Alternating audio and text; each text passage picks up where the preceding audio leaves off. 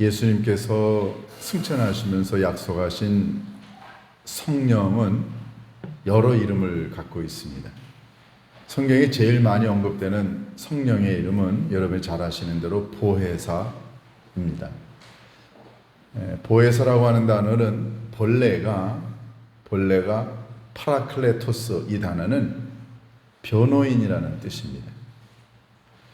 여러분과 제가 만약에 살다가 어떤 무고한 일을 당했거나 아니면은 힘들고 어려운 일을 당했거나 박해를 받거나 도움이 필요할 때 누군가가 여러분에게 찾아오셔가지고 야, 걱정하지 마, 내가 도와줄게, 내가 너를 지킬게, 너 잘못한 거 없어, 내가 너를 변호해 줄게, 내가 해야 할 말을 내가 알려줄게, 내가 너 지켜주마, 이런 분이 만약에 여러분과 제 주변에 있다고 한다면 우리 얼마나 마음이 든든할까요?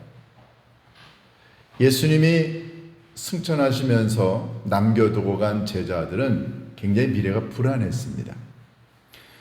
앞으로 그들이 당하게 될 박해와 또 그들이 믿음의 삶을 살아가면서 맞닥뜨리게 될 일들은 녹록지가 않았습니다.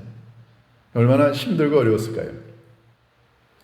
유대교를 믿는 사람들에게는 유대교의 종교 시스템이 있기 때문에 보호가 되지만 예수 운동을 시작하는 사람들의 입장에서는 이거는 정말 사지에 내몰린 것과 똑같았습니다. 그들을 지키고 변호해야 될 누군가가 있어야 되지 않을까요? 더군다나 예수님이 계셨을 때에는 든든한 버팀목이 있었는데 예수님 계시지 않으니까 제자들이 불안해했습니다. 뭐라고 말을 해야 되는 거야? 그리고 예수님이 하셨던 그 많은 말씀, 그게 무슨 뜻이었을까? 여러분 한번 상상을 해보세요. 3년 동안 같이 지냈던 예수님이 떠나시고 난 다음에 제자들이 맞닥뜨리게 될 그들의 삶의 현실이 굉장히 힘들고 어려웠습니다. 그러니까 예수님은 떠나시면서 제자들에게 내가 너희들에게 성령을 보내는데 보혜사를 너희에게 보내리라. 영어에 advocate라는 단어가 있습니다. 변호하고 도와주고 그리고 뭐라 그럴까요? 자문을 해주고, 굉장히 아름다운 말이죠. 여기에서 보혜사라는 단어가 왔습니다. 우리말로 보호해주고 은혜를 입혀주고 하는 그런 거죠. 예수님은 이 보혜사라고 하는 단어를 아주 애용하셨습니다. 그런데 이 보혜사라고 하는 단어와 쌍벽을 이루는 성령의 이름이 있습니다. 그 성령의 이름이 다름이 아니라 진리의 영이라고 얘기하셨어요. 보혜사, 진리의 영, 다 같은 성령님이죠. 근데 사실 성경에 보면은 이 성령님을 가리켜 이 두 가지 말고도 굉장히 다른 이름으로 많이 쓰여져 있습니다. 그러니까 무슨 생명의 영, 또는 은혜의 영, 또는 능력의 영, 이런 여러 가지 이름으로도 쓰여졌지만 주로 보혜사 또는 진리의 영이라고 언급이 됩니다. 예수님께서 승천하시면서 약속하셨던 이 보혜사 성령을 예수님이 요한복음 14장에 처음으로 뭐라고 언급하셨냐면은 내가 떠나게 되면 너희들에게 진리의 영을 보내리라. 이 진리의 영이 하는 커다란 일에 대해서는 우리 지난주에 전반부에서 읽었고요. 오늘 우리가 읽게 될 이 진리의 영,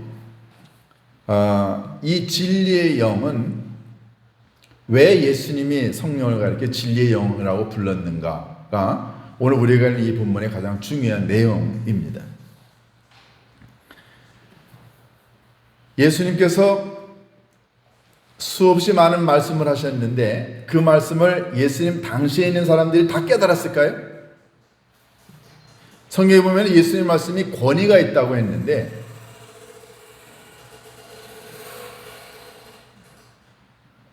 그래서 듣는 많은 사람들이 듣고서는 은혜를 받고 놀랍고 그리고 굉장히 감동을 했는데 그러면 제자들이 당시에 예수님을 따라다녔던 사람들이 다 이해했느냐 하는 거죠. 전혀 그렇지 않습니다. 지금 우리가 2000년 동안 기독교 신앙을 이어왔고 그리고 기독교 신앙을 변증하거나 설명하는 많은 이런 책들이 있기 때문에 정보가 있으니까 우리는 쉽게 이해할 수 있다고 하더라도 예수님 당시에 더군다나 예수님 떠나시고 난 다음에 예수님의 말씀을 올바로 이해한다는 거예요. 이거 거의 불가능했습니다. 그러니까 예수님의 입장에서는 내버려 두고 가는 제자들을 보호하고 지켜줘야 될 분, 동시에 이들에게 예수님의 가르침, 예수님을 전달한 하나님의 말씀의 의미와 예수님의 삶의 의미가 또 믿음의 삶을 살아가는 사람들이 어떻게 살아갈 것인가를 알려주는 영이 있어야 된다고 하는 것, 예수님은 아주 확실하게 아셨죠. 그래서 성령을 보내시는데 오늘 본문은 그 성령을 진리의 영이라고 이야기한다는 거죠. 그러면 왜 예수님이 보내시는 이 성령을 가리켜 진리의 영이라고 이야기했을까요? 제가 여러분에게 한번 질문하겠습니다. 여러분, 진리가 뭔가요? 함집사님, 진리가 뭐예요? 대답하기 어렵죠? 진리가 뭐냐고 물으면 금방 대답할 수 있는 사람이 없습니다. 제가 백과사전이나 이런 걸 보니까 진리란 이렇게 간단하게 설명을 해놨어요. 집단적으로 용인된 판단의 근거. 그러니까 오랫도록 많은 사람들이 집단적으로 인정한 어떤 판단의 근거가 진리다. 또 어떤 경우에는 문화적 합의의 결과다. 이렇게 얘기를 합니다. 말 자체가 어려워요. 간단하게 얘기하면은 오랫도록 많은 사람들이 일반적으로 함께 합의한 어떤 사상, 어떤 결과, 이런 것이 진리다라고 이야기합니다. 그런데요, 어떤 사람들은 진리 자체를 인정하지 않습니다. 야, 진리가 어딨어? 그 옛날에는 그랬어. 그렇지만 요즘에는 그거 진리로 통하지 않아. 환경과 습관과 역사와 시대, 장소에 따라서 진리의 개념이 바뀐다는 거죠. 상당히 상대적이라는 거예요. 그러니까 절대적인 진리란 존재하지 않는다라고 생각하는 사람들이 많습니다. 우리 한번 예를 들어볼까요? 마태복음에 보면은, 요한복음에 보면은 예수님이 빌라도와 함께 대화를 나누는 장면이 나옵니다. 예수님이 이제 체포당하셔서 빌라도에게 신문을 받으세요. 예수님이 이런 얘기를 하셨습니다. 내가 진리에 대하여 증언하러 왔다. 라고 하니까 빌라도가 그 말을 탁 듣고 진리가 뭐냐? 베리타스라는 단어를 썼어요. 진리라는 단어예요. 여러분 서울대학교나 하버드대학교 가면은 그 학교에 로고가 있어요. 그 로고 가운데 서울대학교도 베리타스라고 되어 있어요. 그러니까 대학이 상하탑이 진리를 추구하는 곳이라는 거죠. 빌라도가 예수님에게 진리가 뭐냐고 물어요. 그러면 빌라도가 정말로 진리에 대한 탐구심이 있어서 물었을까요? 아닙니다. 많은 학자들은 이렇게 얘기하죠. 빌라도가 야, 진리가 뭐냐? 라고 물었을 때는 이게 냉소적인 의미로 물었다는 거죠. 야, 세상에 진리가 어디 있어? 세상에 모든 인류가 따라야 될 진리라는 건 존재하지 않는다는 거죠. 항상 변화되고 무너지고 그 몇몇 사람이 이야기하는 거다. 굉장히 냉소적인 의미로 진리 자체를 거부하는 사람들이 많다는 거죠. 그러면 진리가 없는 걸까요? 진리가 존재하지 않습니까? 예수님은 요한복음 14장 6절에서 이런 얘기를 하셨어요. 나는 길이요 진리요 생명이라고 얘기하셨어요. 요한복음 17장 17절에도 그런 얘기를 하셨어요. 그들을 진리로 거룩하게 하옵소서. 하나님의 말씀은 진리니이다 그랬어요. 예수님 여러 차례 진리를 이야기하실 때마다 이 진리의 진짜 주인이 하나님 자신이시라고 얘기하셨어요. 그리고 하나님의 입에서 나오는 말씀이 진리라고 이야기하셨어요. 그러니까 세상에 있는 사람들이 진리를 냉소적으로 생각하고 진리 자체를 거부하고 인정하지 않는 분위기도 있지만 예수님은 분명하게 진리가 존재한다. 그런데 그 진리는 하나님 자신이시라고 얘기하셨어요. 그러니까 예수님이 생각하시는 진리라고 하는 건 뭐냐면 변함없는 온 인류에게 보편적으로 오래 영원토록 유지되고 인정되는 선함, 이걸 조금 더 성경적인 용어로 얘기한다고 한다면 하나님 자신이 진리라는 거예요. 진리는 하나님을 표현하는 단어라는 거죠. 그러니까는 진리는 모든 것의 근원이고 저자고 진실 자체라는 것. 그러니까 예수님의 입장에서는 하나님만이 진리세요. 그런데 예수님이 성령을 보내시면서 그 성령의 이름을 진리의 영이라고 명명하는 이유는 뭘까요? 첫 번째, 그것은 성령 자체가 하나님으로부터 진리로부터 왔다는 거죠. 예수님이 성령을 보내는데 이 성령이 다른 데서 온 게 아니고, 즉 세상에 있는 사람들이 문화적으로 또는 집합적으로 용인하고 합의하고 만들어서 세상으로부터 진리가 온 게 아니고, 진리는 진리 자체이신 하나님으로부터 왔다는 게 예수님의 가르침입니다. 그러니까 진리 자체이신 하나님으로부터 온 영이기 때문에 그에게 붙여진 이름은 진리의 영이라는 거죠. 자, 두 번째, 이 진리의 영이 온 이유는요, 진리를 전달하기 위해서 온 거예요. 진리는 누군가요? 하나님 자신이세요. 예수님 자신이시라고요. 하나님 자신이 말씀이에요. 그럼 여기서 아주 굉장히 중요한 질문을 여러분과 제가 하게 됩니다. 여러분과 제가 진리를 깨달으려면, 하나님 자신을 깨달으려면 누구의 도움이 필요한 거예요? 진리의 영이신 성령의 도움이 필요하다는 거죠. 여러분, 신앙생활은 우리들 개인의 경험으로 하지 않습니다. 내가 아무리 똑똑하고 많이 배우고 경험이 많고 모태신앙 중요하지 않습니다.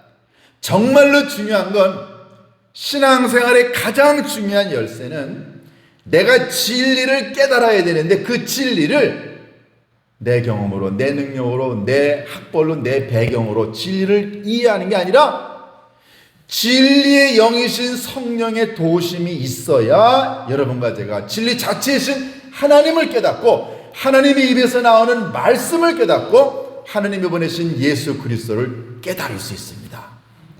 진리의 영이 아니면 아무것도 할 수 없다는 게, 이게 기독교의 가르침입니다. 그렇기 때문에 세상에 있는 사람들은 기독교를 이해할 수 없습니다. 왜냐하면 성령이 누군지 모르는데요. 여러분과 제가 이 자리에 와서 예배를 드릴 때 진리의 영이 오셔서 여러분의 영혼과 마음과 생각을 열어주지 않으면 이 설교 못 듣습니다. 이해 못합니다. 교회 와서 하루 종일 절다가만 가. 그럴 수 있죠. 그런데 여러분, 하나님은 그런 졸고 힘들어하는 가운데서도 한마디 한마디 진리의 영이 그의 영혼 속에 들어가게 되면 그 사람이요, 말씀 깨닫고 돌아갈 수 있습니다. 왜냐하면 근본적으로 여러분과 제가 예수님을 주님으로 고백하는 그 순간, 나로 하여금 내 죄를 깨닫고 나의 죄를 위해 십자가에 달려 돌아가신 예수님이 하나님의 아들이심을 고백하게 하시는 분은 누굴까요? 진리 자체이신 예수님을 믿고 고백하게 하시는 분은 진리의 영이신 성령님이세요. 이 말을 바꿔서 얘기하게 되면, 여러분과 제가 예수를 믿게 된 것 자체가 진리의 영이신 성령의 역할이 있었기 때문이라는 사실이죠. 그러니까 우리 안에 성령이 계시면, 진리의 영이 계시면 우리가 하나님의 말씀을 들을 때 이해가 됩니다. 하나님의 말씀을 읽을 때 이해가 되고요, 공부할 때 깨닫게 되는 거예요. 왜냐하면 성령은 하나님으로부터 왔고 하나님으로부터 나온 하나님의 말씀을 설명하고 알려주기 위해 이 땅에 오셨기 때문에 그렇습니다. 그러니까 성령이 아니고서는 여러분과 제가 하나님 앞으로, 말씀 앞으로 절대 갈 수 없습니다.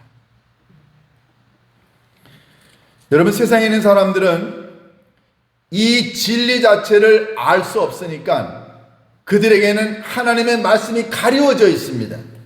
성령의 능력이 아니고서는 하나님의 말씀을 이해할 수 없으니까 예수님의 제자들이 예수님에게 물었습니다. 예수님, 아니 4가지 땅과 거기에 뿌려진 씨앗 비유를 말씀하셨는데 왜 우리 이걸 말씀하시면서 비유로 얘기하십니까? 그랬더니 예수님이 뭐라고 그랬어요? 세상에 있는 사람들은 알 수가 없다, 이해할 수가 없다. 왜요? 여러분, 진리의 영이신 성령이 오지 않으면, 그분의 도움이 아니면 말씀 이해할 수 없다는 거예요. 여러분과 제가 말씀을 들을 때, 읽을 때 조금이라도 이해가 되고 아멘, 은혜가 된다고 하는 말은 여러분과 제 심령 속에 진리의 영이 있기 때문에 그렇습니다. 이 진리의 영의 도움을 받아야 내가 누구인가도 깨달을 수 있어요.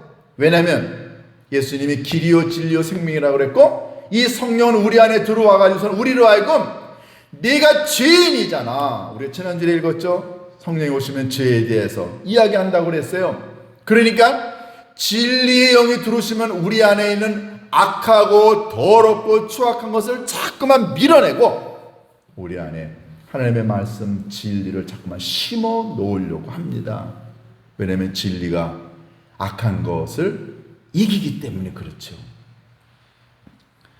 이 진리의 영이 여러분과 제게 임하게 되면 우리를요 끊임없이 진리 가운데로 인도합니다. 이걸 조금 다른 얘기로 해볼까요? 여러분이 제가 만약에 진리의 영이신 성령의 도우심을 받게 되면 자꾸만 말씀을 읽고 싶어요. 말씀을 듣고 싶습니다. 왜냐하면 진리의 영은 우리를 진리 가운데로 인도하기 때문에 그런 거예요. 그러니까 진리의 영을 받게 되면 말씀을 듣고 싶고 들을 때마다 아멘 깨닫게 돼요. 진리의 영을 받게 되면 진리인 곳에만 가고 싶습니다. 진리의 영이 있으면 싸우는 곳 가고 싶지 않아요. 하나님의 입에서 나오는 진리의 말씀을 인도하는 성령의 도우심이 있으면 분노, 더러운 것, 그리고 악한 것, 죄악이 있는 자리에 가고 싶지 않습니다.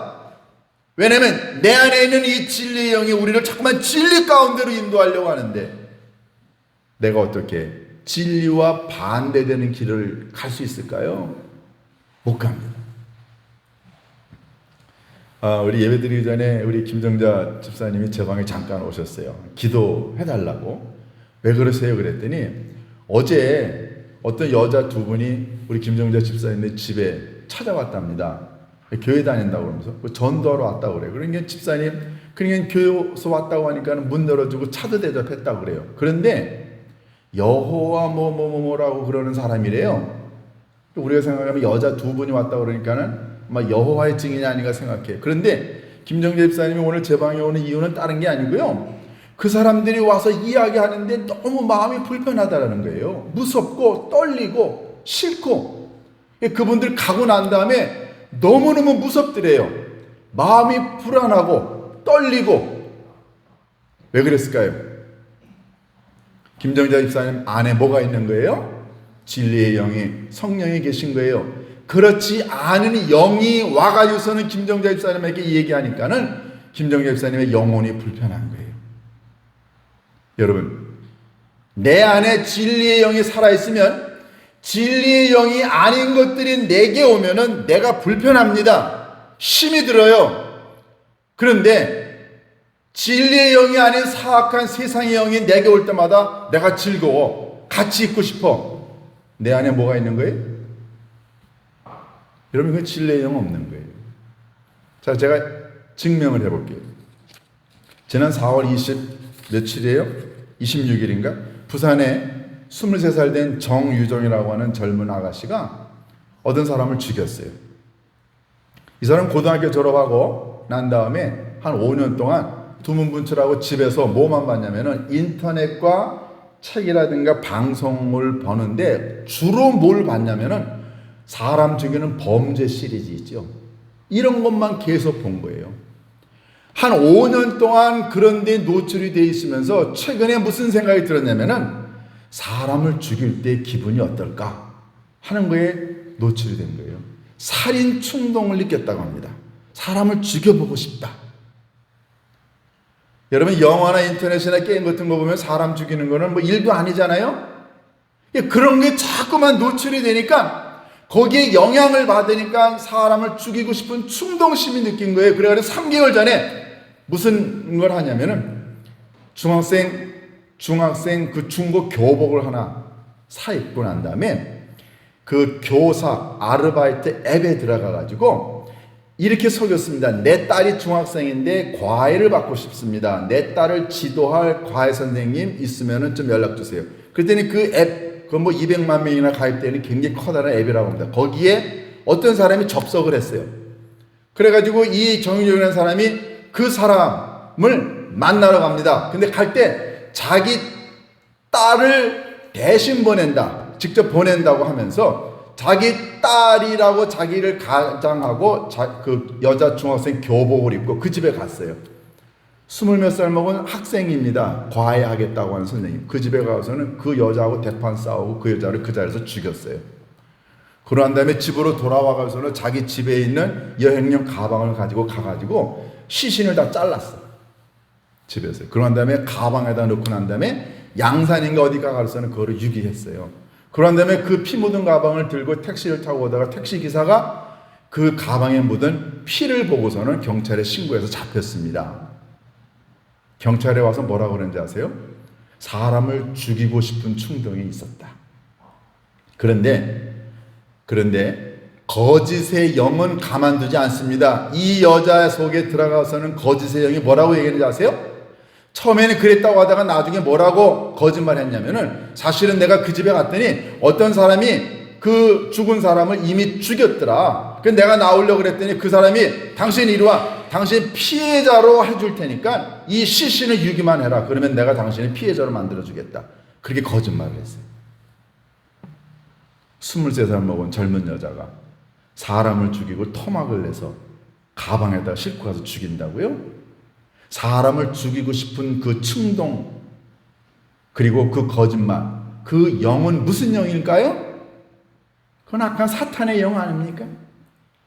그러니까 진리의 영이 들어오게 되면은 끊임없이 말씀을 가까이 하려고 하고요. 가르침을 가까이 하고 예배를 가까이 하려고 하죠. 그런데 이 거짓의 영, 사탄의 영, 더러운 영이 들어오게 되면은 맨날 술 좋아하고 여자 좋아하고 노름 좋아하고 속이고 사기치고 음탕한 짓 하고.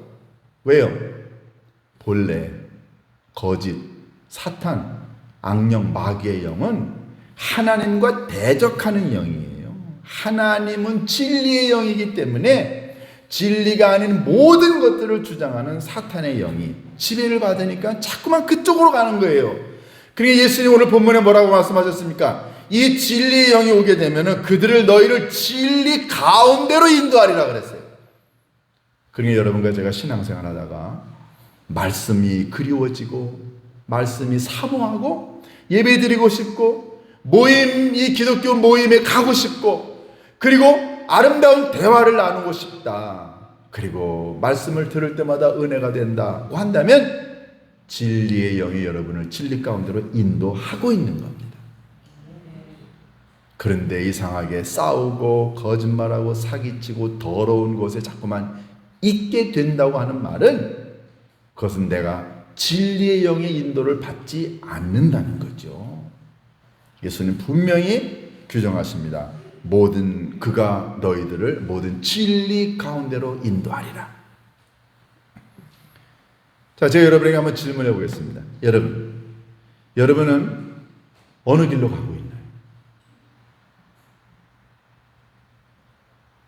우리의 생각과 우리의 마음과 우리의 행동과 우리의 입술과 우리의 사상 자체를 진리의 영이 인도하게 되면 더럽고 추한 곳에 가면 불편해야 돼요.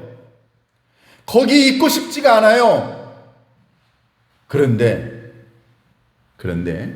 사탄의 영, 악한 영, 더럽고 추한 영의 지배를 받게 되면 자꾸만 더럽고 추한 곳에 가면은 자기 고향에 온 것처럼 편안해져요. 여러분 그런 거 안 느끼세요? 굉장히 위험합니다. 오히려 기도하는 자리에 가면은 기도가 불편해. 예배 드리는 자리에 앉아있으면 예배가 불편해.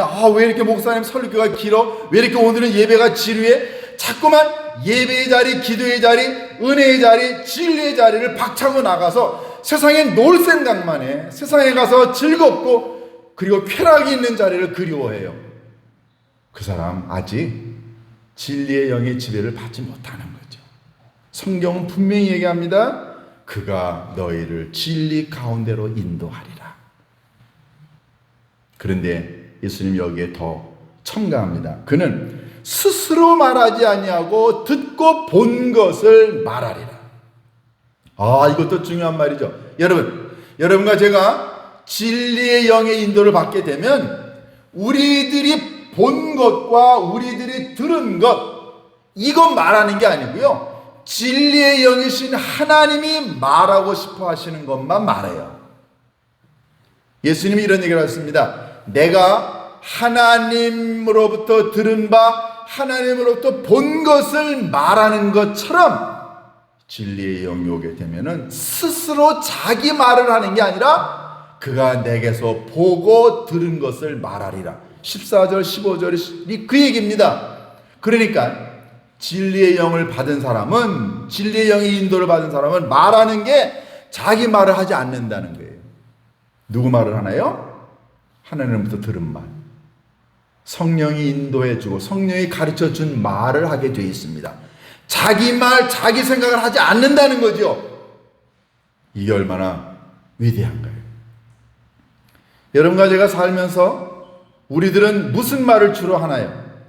저도 살면서 얼마나 실수 많이 하나요? 저도 욕하고 저도 틀린 말 얼마나 많이 합니까? 우리 그렇게 하면서 삽니다. 그런데 만약에 내가 하나님 오늘 하루 종일 내 말, 내 생각, 내 주장 하지 않고 진리의 영이신 성령의 도우심을 받아서 내가 말하고 그리고 생각하고 행동하게 하옵소서. 매 순간 우리가 말할 때 이게 성령이 원하시는 말인가?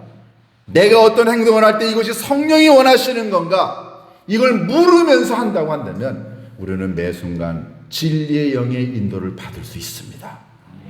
이걸 묻지 않고 살아가니까 감정이 앞서고 생각이 앞서고 그리고 자기의 경험이 앞서지 않나요?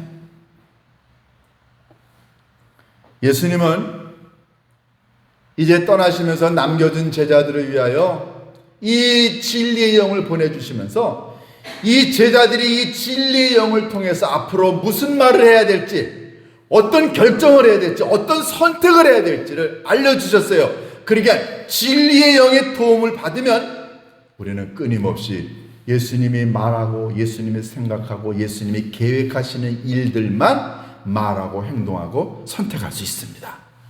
이게 성령의 충만을 받는 사람의 삶의 모습이죠. 여러분 어떠세요?